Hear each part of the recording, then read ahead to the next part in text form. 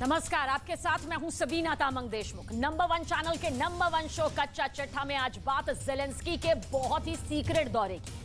Zelensky America जाने की तैयारी कर रहे हैं और उनका यह दौरा जेलेंस्की का फाइनल एग्जिट कहा जा रहा है। इस बीच पुतिन ने कहा है कि जब तक जेलेंस्की घुटने नहीं टेक देते, महायुद्ध यूं ही जारी रहेगा। यानी 2023 में दुनिया युद्ध देखती रहेगी। लेकिन एक खबर जिसने पूरी दुनिया में तहलका मचा दिया, हड़कंप मचा दिया है, उसकी बात सबसे पहले करेंगे। सवाल है, क्या जेलेंस्की देश छोड़ने वाले हैं? ये रिपोर्ट गौर से देखिए। जेलेंस्की पर पूरी दुनिया की नजरें बनी हुई हैं।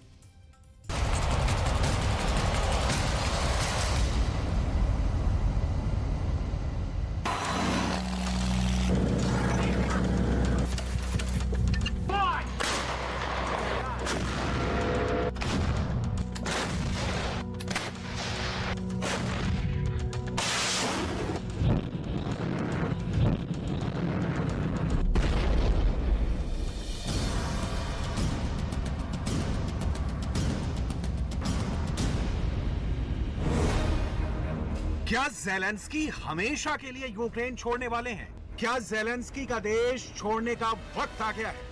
युद्ध में हार से पहले ये बड़ा फैसला आखिर किस कीमत पर लिया जाएगा?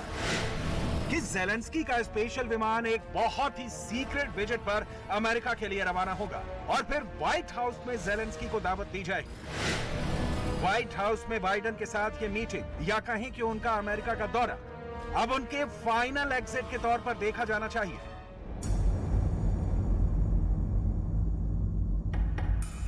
जैसे ही जेलेंस्की को व्हाइट हाउस वाले इनविटेशन की खबर आई, पूरी दुनिया इसी पर चर्चा कर रही है। तो पूरी दुनिया में यही सवाल होने लगे हैं कि आखिर युद्ध के 10 महीने बाद जेलेंस्की अमेरिका का दौरा क्यों करना चाहते हैं? व्हाइट हाउस में जेलेंस्की की एंट्री बहुत मायने रखेगी। इसमें कोई शक नहीं कि बाइडेन और जेलेंस्की की आमने सामने की मुलाकात पर सबसे बड़ी नजर पुतिन की होगी। रूस में तो इसे व्हाइट हाउस का ब्लैक मीटिंग भी कहा जाने लगा है, क्योंकि इस मीटिंग में सबसे बड़ी साजिश रूस के खिलाफ ही होगी।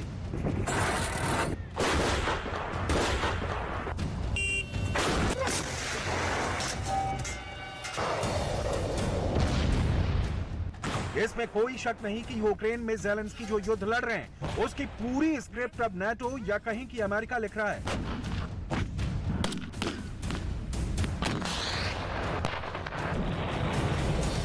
पेंटागन हॉटलाइन पर जेलेंस्की से हर मोर्चे की रिपोर्ट ले रहा है।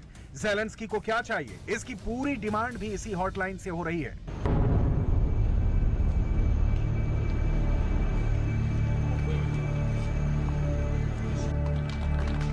अमेरिका जाने वाली चर्चा से पहले जेलेंस्की बख्मुत के मोर्चे पर गए और वहां जाकर क्या कहा, इस पर गौर किया जाना चाहिए, क्योंकि अमेरिका वाली रणनीति का सबसे बड़ा लिंक यहीं से मिल सकता है। Я хочу сказати, що ми з вами бачимо, що залишається по тому, де вони проходять. Нічого живого. Питання не в Донбасі. Тому я хочу вам сказати, тут на Донбасі ви захищаєте всю Україну. Тому що після Донбасу вони все це зроблять і на інших містечках, в інших містечках нашої держави, бо вони не хочуть нічого українського. Я впевнений в цьому 100%. І тому на ваших плечах захист не Донбасу, а захист всієї України.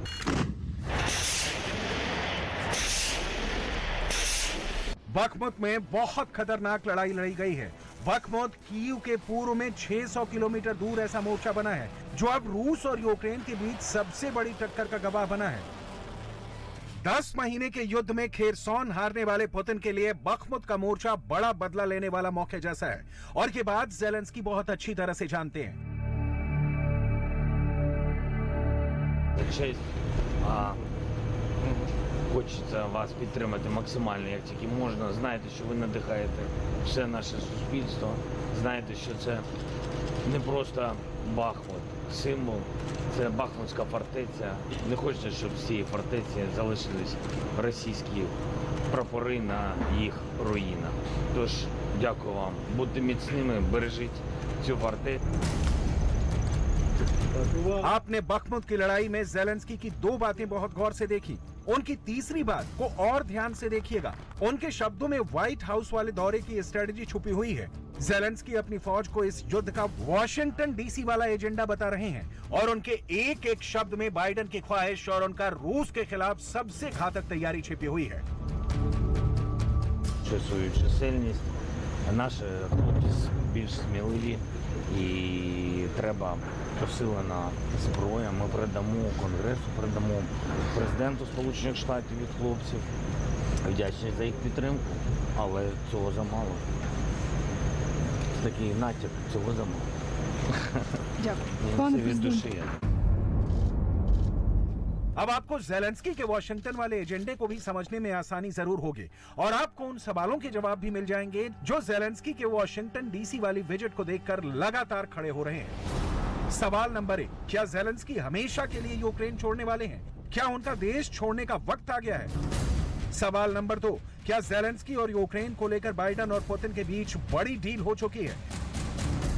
सवाल नंबर 3, क्या इसे ज़ेलेंस्की के फाइनल एग्जिट और युद्ध खत्म होने की तरफ सबसे बड़े कदम के तौर पर देखा जाना चाहिए?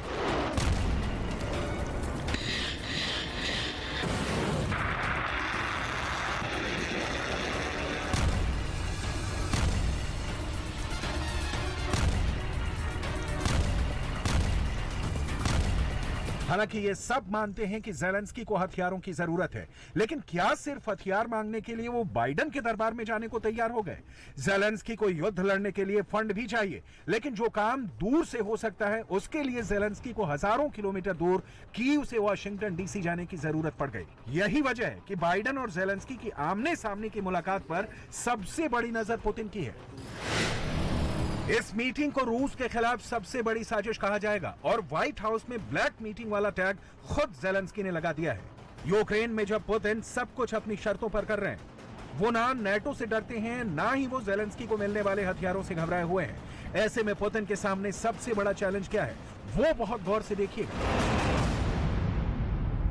युद्ध के 300 दिन पूरे होने पर ज़ेलेंस्की के रक्षा मंत्रालय ने यह तस्वीर ट्वीट की है।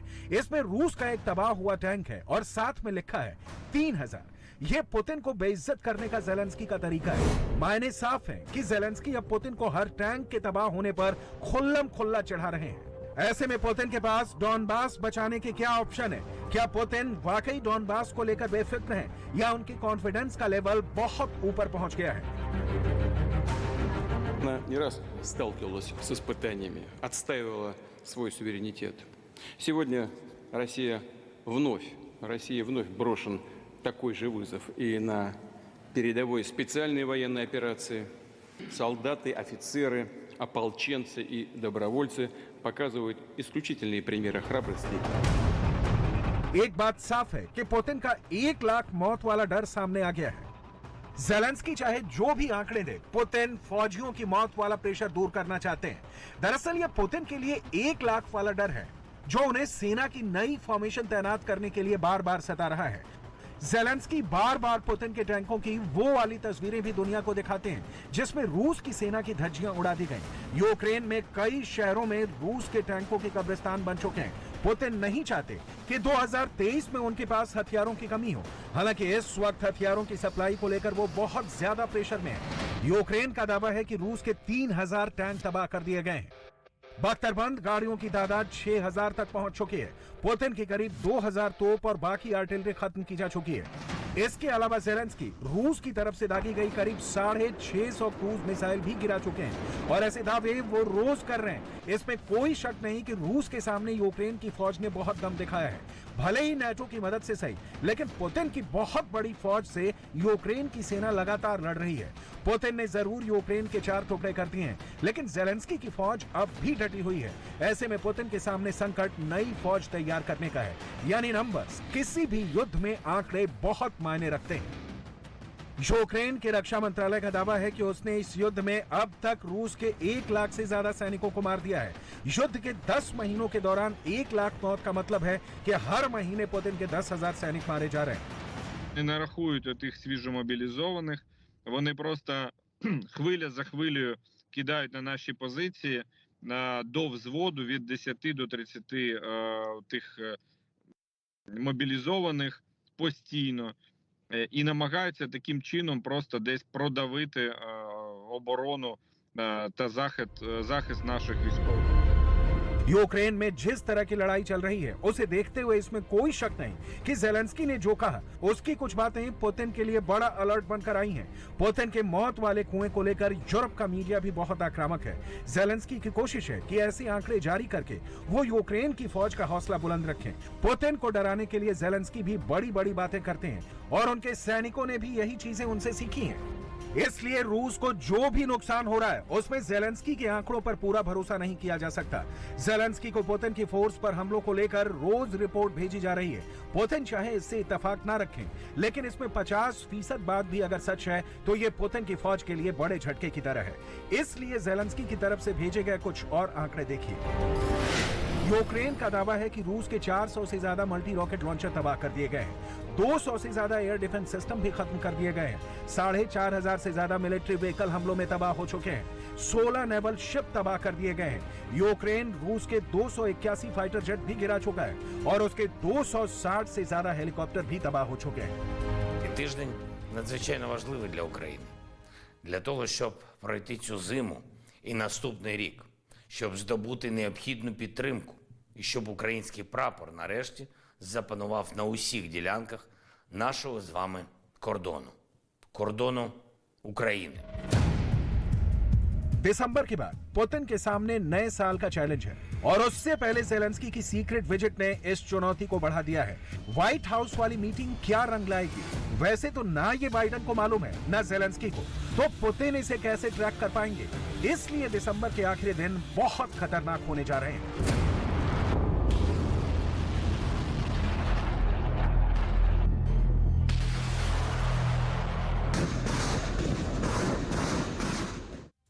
तो यूक्रेन जंग के बीच राष्ट्रपति व्लादिमीर पुतिन का बेलारूस दौरा बहुत खास माना जा रहा है। दुनिया भर के रक्षा विशेषज्ञों का मानना है कि इस वक्त व्लादिमीर पुतिन सिर्फ 3 लोगों पर भरोसा कर रहे हैं। पहला नाम है कमांडर कादिर्फ का, दूसरा नाम है वैगनर ग्रुप का चीफ और तीसरा शख्स है बेलारूस का राष्ट्रपति।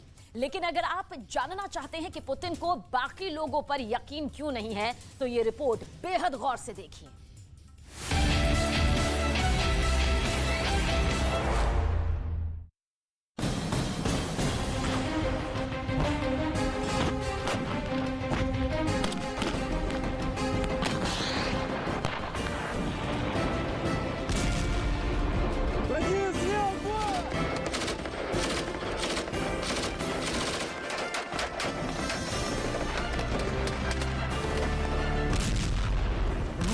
और यूक्रेन के बीच जारी जंग को 300 दिन पूरे हो चुके हैं,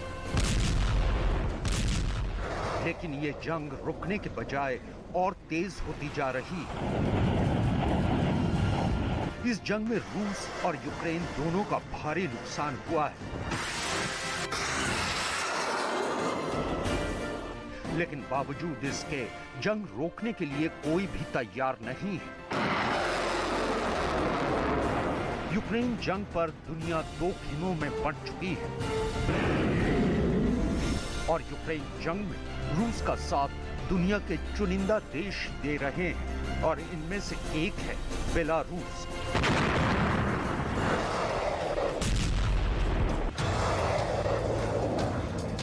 बेलारूस रूस का पड़ोसी देश भी है और बेलारूस के राष्ट्रपति अलेक्जेंडर लुकाशेंको रूस के राष्ट्रपति व्लादिमीर पुतिन के करीबी दोस्त भी हैं। लेकिन इस वक्त पूरी दुनिया एक तस्वीर से परेशान है और वो तस्वीर है राष्ट्रपति पुतिन के बेलारूस दौरे की। 19 दिसंबर 2022 को एक तरफ रूस की फौज अपने हमलों से यूक्रेन की राजधानी कीव को दहला रही थी,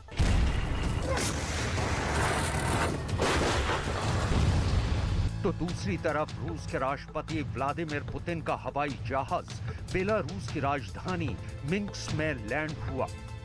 आखिर यूक्रेन जंग के दौरान राष्ट्रपति पुतिन के बेलारूस दौरे को लेकर दुनिया इतनी परेशान क्यों है और इसके क्या मायने निकाले जा रहे हैं, तफसील से बताएंगे। लेकिन उससे पहले आपको वो तस्वीरें दिखाते हैं जिनके सामने आने के बाद राष्ट्रपति पुतिन की सेहत को लेकर एक बार फिर अटकलों का दौर शुरू हो गया है। ये राष्ट्रपति पुतिन का हवाई जहाज है इसके बाद राष्ट्रपति पुतिन हवाई जहाज की सीढ़ियों से उतरते नजर आते हैं, लेकिन सीढ़ियों से उतरते वक्त आखिरी सीढ़ी के पास पहुंचते ही वो उस पर पांव रखने की बजाय उसे लांघकर बेलारूस की जमीन पर अपना पांव रखते हैं। उनको देखकर लग रहा है कि आखिरी सीढ़ी पर पहुंचते ही वो थोड़ा लड़खड़ा गए, लेकिन फिर खुद को संभालकर वो उनके स्वागत के लिए खड़े बेलारूस के राष्ट्रपति अलेक्जेंडर लुकाशेंको की तरफ बढ़ते हैं। फूलों का गुलदस्ता लेने के बाद पुतिन राष्ट्रपति लुकाशेंको के गले मिलते हैं। इसके बाद दोनों पास में खड़ी काले रंग की कार की डिसऑर्डर समेत कई गंभीर बीमारियों से पीड़ित हैं। उनका तो ये भी कहना है कि खराब सेहत के चलते राष्ट्रपति पुतिन यूक्रेन युद्ध को लेकर सही फैसले नहीं कर पा रहे हैं। इसके अलावा इंटरनेशनल मीडिया में हाल ही में आई राष्ट्रपति पुतिन की तस्वीरों के आधार पर ये भी दावे किए गए कि किसी लाइलाज बीमारी की वजह से उनके चेहरे पर सूजन आई थी। इतना ही नहीं, कई मौकों पर उनके हाथ भी कांपते दिखाई दिए।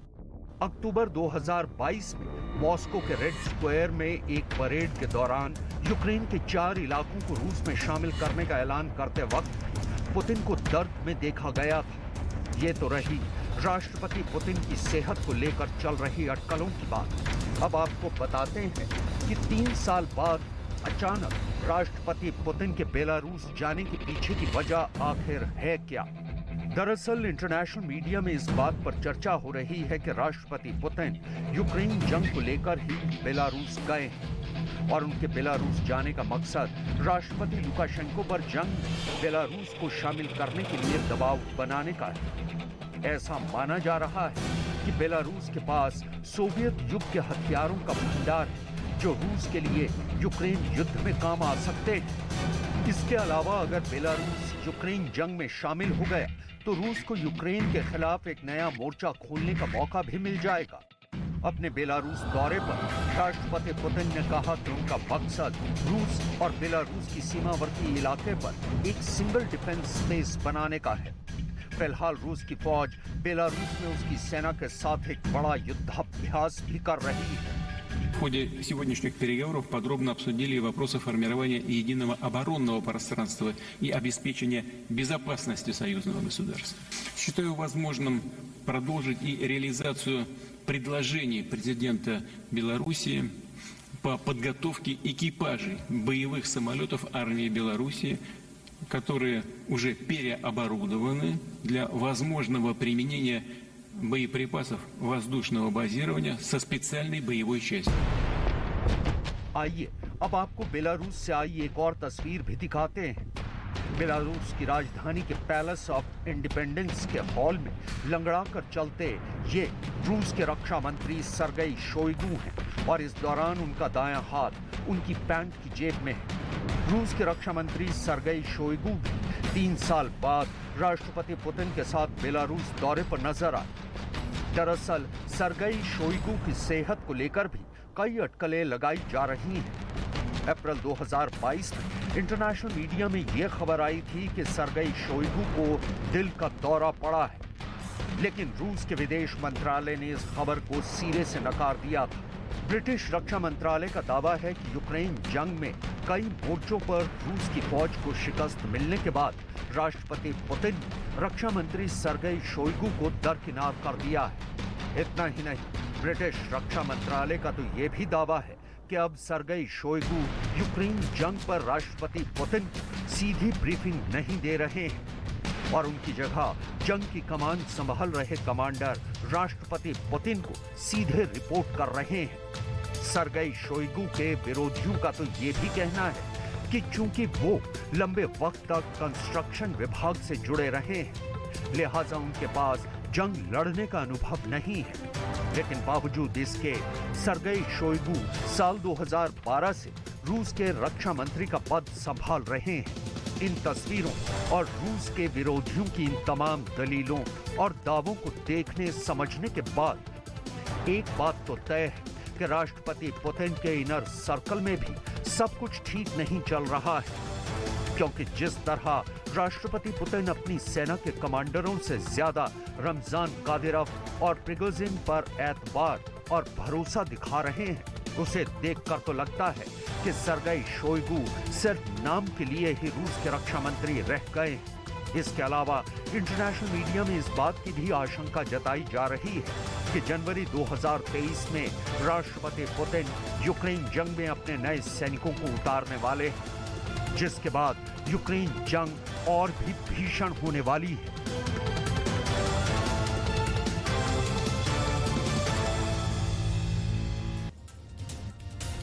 और एक बार फिर चीन पूरी दुनिया के लिए परेशानी का बायस बन गया है। 3 साल पहले चीन पर कोरोना वायरस को बनाने और पूरी दुनिया में फैलाने का आरोप लगा। हेल्थ एक्सपर्ट्स के मुताबिक इस बार चीन से कोरोना वायरस का जो सब वेरिएंट पूरी दुनिया में फैल रहा है वो बेहद घातक है, खतरनाक है। लेकिन कमाल देखिए, कोरोना पर दुनिया को अंधेरे में रखने वाला चीन इस बार भी कोरोना संक्रमण के आंकड़ों को छिपाने की हर मुमकिन कोशिश कर रहा है। और चीन में कोरोना के लगातार बढ़ते मामलों ने ही उसके झूठ की पोल खोल कर रख दी।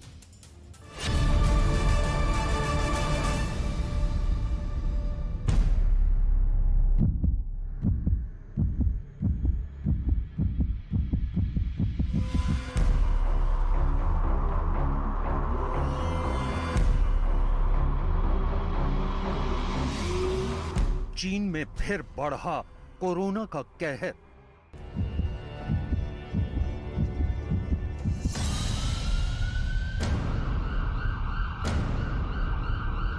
कोविड-19 ने मचाई चीन में अफरा तफरी। चीन में वायरस की मार, कोरोना ने मचाया कोहराम।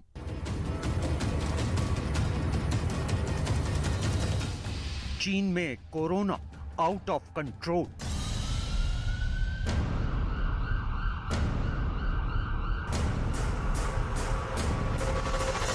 रूस और यूक्रेन के बीच 10 महीने से जारी जंग की वजह से दुनिया पहले से ही परेशान है और अब चीन में कोविड-19 के लगातार बढ़ते मामलों ने उसकी परेशानियों में और भी इजाफा कर दिया है। कोविड-19 यानी वो घातक वायरस जिसकी दस्तक से दुनिया एक बार फिर दहशत में है। कोरोना वायरस एक नए रूप में एक बार फिर लौट आया है और इस बार उसकी चपेट में वो देश है जिस पर बार बार कोरोना वायरस को बनाने और पूरी दुनिया में फैलाने का आरोप लगता रहा है।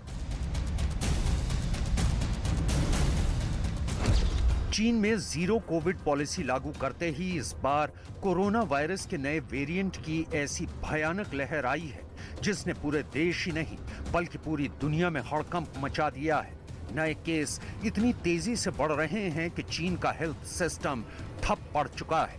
अस्पतालों में बेड फुल है, मुर्दाघरों में शवों का ढेर लगा है, तो हालात इतने खराब हैं कि अंतिम संस्कार के लिए भी 24 घंटे से ज्यादा का इंतजार करना पड़ रहा है।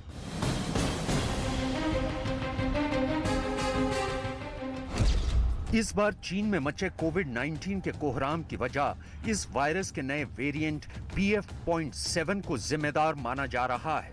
हेल्थ एक्सपर्ट्स का कहना है कि ये वेरिएंट इतनी तेजी से फैल रहा है कि इसकी वजह से चीन में संक्रमित लोगों की तादाद का आंकड़ा 80 करोड़ तक पहुंच सकता है और अगले 3 महीनों यानी मार्च 2023 तक 5 से 20 लाख लोगों की मौत भी हो सकती है। स्वास्थ्य विशेषज्ञों के मुताबिक कोरोना की नई लहर का पीक 22 जनवरी तक चल सकता है और इसके बाद हालात सामान्य होने शुरू होंगे।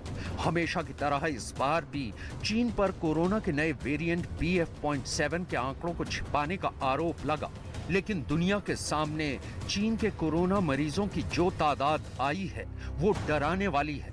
एक आंकड़े के मुताबिक दिसंबर महीने में ही चीन में कोरोना का कहर साफ दिखाई दे रहा है। 1 दिसंबर 2022 को चीन में कोरोना के कुल 3,23,686 केस थे। यह आंकड़ा 6 दिसंबर को 3,45,529 पर पहुंच गया, जबकि 10 दिसंबर को यह आंकड़ा 3,60,734 हो गया। 15 दिसंबर को चीन में कोरोना के कुल मरीजों की संख्या 3,71,918 हो गई, तो 20 दिसंबर को यह आंकड़ा 3,83,175 तक पहुंच गया।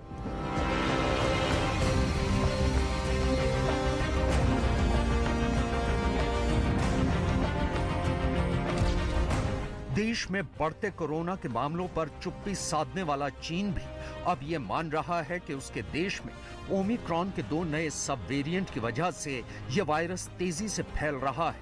लेकिन चीन के स्वास्थ्य विभाग के डायरेक्टर का यह कहना है कि ये वेरिएंट बाहर से उनके देश में आए हैं, न कि इनकी उत्पत्ति चीन में हुई है।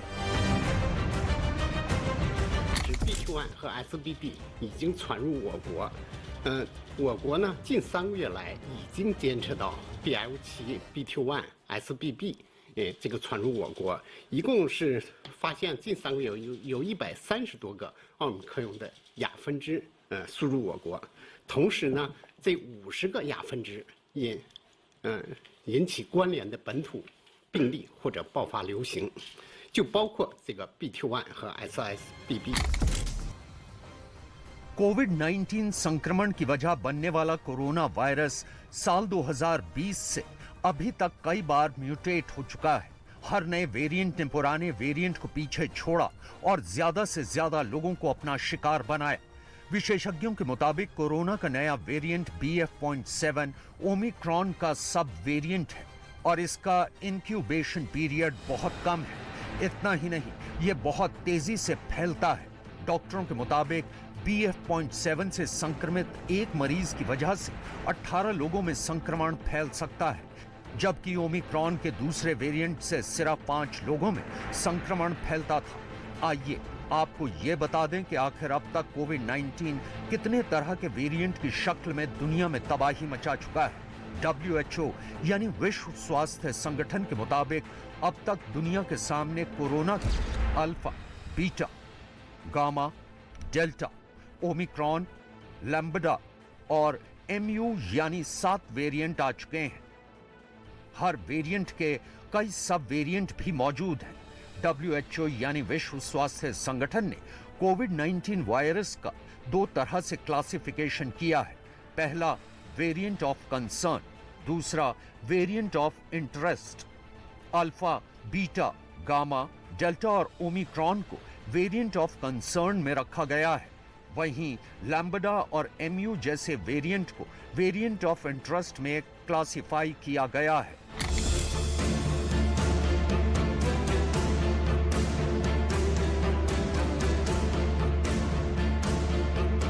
विश्व स्वास्थ्य संगठन के मुताबिक चीन में अब तक 1 करोड़ से ज्यादा मामले सामने आ चुके हैं। वहीं इस वायरस की वजह से 31,378 लोगों की मौत हो चुकी है। चीन के अलावा दुनिया के कई देशों में भी BF.7 फैलना शुरू हो गया है। वैश्विक स्तर पर देखें तो पिछले 7 दिनों में ही कोरोना के 35 लाख से ज्यादा मामले सामने आए हैं और 10,307 लोगों की मौत हुई है। WHO के मुताबिक चीन में हर रोज 15 से 20 हजार लोग संक्रमित हो रहे हैं और 60 से 70 लोगों की मौत हो रही है। जापान में 20 दिसंबर को 1,85,000 लोग संक्रमित पाए गए और 231 लोगों की मौत दर्ज की गई। दक्षिण कोरिया में 20 दिसंबर को एक दिन के अंदर 87,559 लोग संक्रमित पाए गए, जबकि 56 मरीजों की मौत हो गई। फ्रांस में 20 दिसंबर को 71,212 नए मरीज मिले और 130 लोगों की मौत हुई। जर्मनी में 20 दिसंबर को 52,528 नए मरीज पाए गए और 201 लोगों की मौत दर्ज की गई। अमेरिका में 20 दिसंबर को 25,714 लोग संक्रमित पाए गए, जबकि 308 लोगों की मौत हो गई। ताइवान में 20 दिसंबर को 17,117 कोरोना संक्रमित पाए गए और 18 लोगों की मौत हुई। हांगकांग में 20 दिसंबर को 14,982 लोग संक्रमित पाए गए और मौत का आंकड़ा 33 रहा। पेरू में 20 दिसंबर को 8,000 लोग कोरोना से संक्रमित हुए और 15 लोगों की मौत हुई। रूस में भी रोजाना 5 से 10,000 लोग इस संक्रमण की चपेट में आ रहे हैं और 20 दिसंबर को 57 लोगों की मौत दर्ज की गई। केयरफुल रहना है और उस केयरफुलनेस में सबसे महत्वपूर्ण जो बात आती है, द स्ट्रैटेजी, सिस्टमैटिक स्ट्रैटेजी, वो आती है जो हमारा सर्वेलेंस सिस्टम है, उसके कई पहलू हैं। भारत में कोविड-19 के मामलों में लगातार गिरावट आ रही है। 21 दिसंबर 2022 की सुबह 8 बजे केंद्रीय स्वास्थ्य एवं परिवार कल्याण मंत्रालय के जारी आंकड़ों के मुताबिक पिछले 24 घंटे के दौरान देश में 131 नए मामले सामने आए। इसमें पहले 20 दिसंबर को 112 नए मामले सामने आए थे, जबकि 19 दिसंबर को 135 नए मामले मिले थे। 1 नवंबर को 1046 नए मामले दर्ज किए गए थे। आंकड़ों के लिहाज से भारत में अब सक्रिय मामलों की दर 0.01% है, जबकि रिकवरी रेट 98.8% पर पहुंच चुका है। हर रोज कोरोना मरीजों के मिलने की सूची में भारत फिलहाल 51वें नंबर पर है। भारत में अभी 4,527 कोरोना मरीजों का इलाज चल रहा है और एक्टिव केस के मामले में भारत दुनिया में अभी 90वें स्थान पर है।